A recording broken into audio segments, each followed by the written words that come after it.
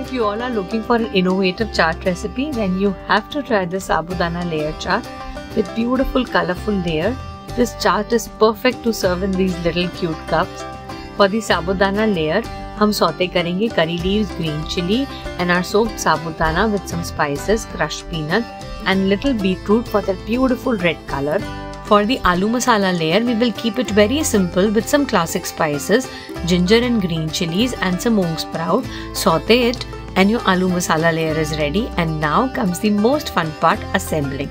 Definitely use some transparent serving dishes for this to showcase those beautiful gorgeous layer. At the bottom we will add in yogurt, then goes in our aloo masala, mint and cilantro chutney, chopped tomatoes, cucumbers and onions, then goes in imli chutney and finally our sabudana layer. Garnish with some bhujia, fresh fruits for that sweetness and shredded coconut.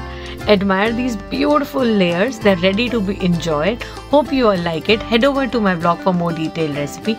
Enjoy!